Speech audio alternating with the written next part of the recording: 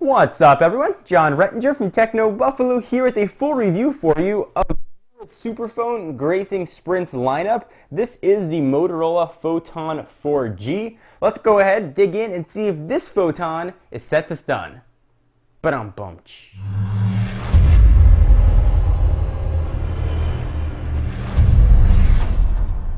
Alright, so let's take a look at the box. Sort of a newer design, very rectangular. All kinds of globe business here, letting you know this is indeed a global phone. There should be a SIM card hidden somewhere inside of here. So there's the box, tech specs, all that kind of business.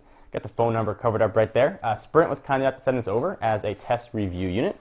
We'll go ahead and make it do its little striptease for us. Make it a little more romantic than that.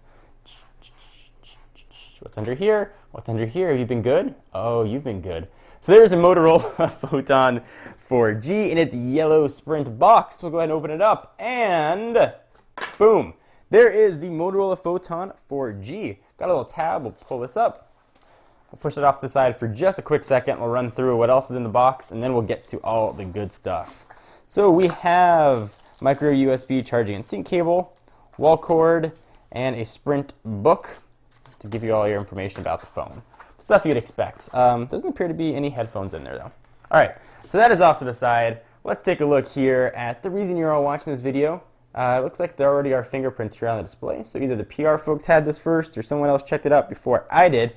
I'll go ahead and actually try and turn it on while I'm talking here. At least you can have something to look at.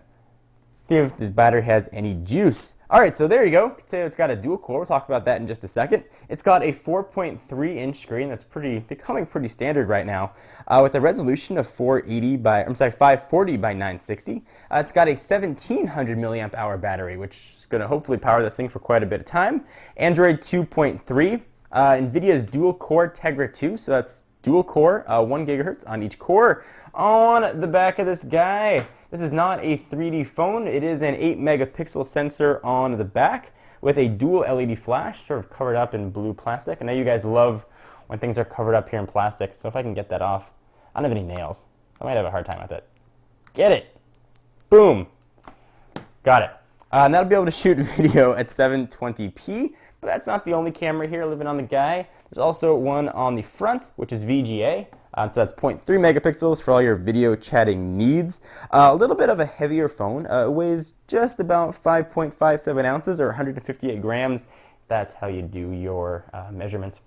Looks like we've got a new version of Motorola's Don't Call It Moto Blur. Not sure what they're calling it now. But it's the less obtrusive, actually nice to use version of not Moto Blur here. Of course, this is a 4G phone, so you're going to get some WiMAX speeds. Let's go ahead and do a tour of it. Am I getting 4G here? I'm only getting 3G where I am. So sad. Alright, so on the left-hand side, you've got your micro USB charging port and HDMI out. I love that these aren't covered. I hate when you got to sort of pull off flaps to get to them. So there's where your charging port's going to live. An HDMI out, so you can kick this stuff off to your television. 3.5 millimeter headset jack, power and lock button in my favorite place, the upper right hand corner. You've got a really nice sort of, here we can hear that, it's got a bit of a textured volume rocker. You can really easily feel that with your thumb. I like the location there. And you've got a physical camera button.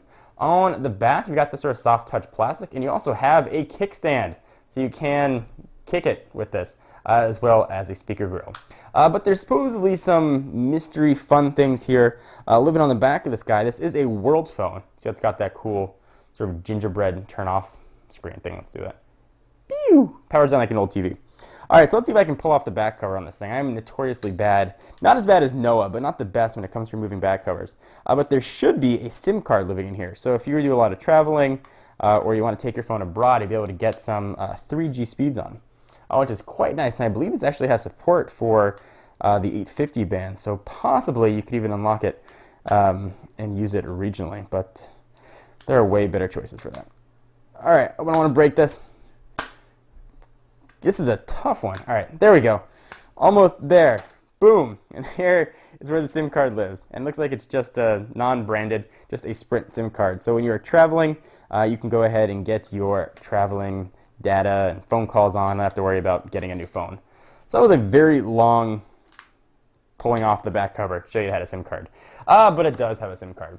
So for all your Photon 4G information, be sure to stay tuned to Techno Buffalo. I'll be showing you all the rest of the goodness the phone has and running it through its usual paces. We've got the 4 Motorola capacitive buttons on the bottom. You've got the menu button, the home button, back button, and search. And you've got everything you'd expect from Android 2.3 Gingerbread, as well as Motorola's, I don't know what they're calling it now, not Moto Blur, custom UI here. So guys, anything you want to see, go ahead and leave your comments down below, and I will read them, and I will try and respond to them, and more importantly, I will try and answer them in an upcoming Photon video. Let me go ahead and do a real quick size comparison here with some other 4.3-inch devices. Here is the LG Thrill.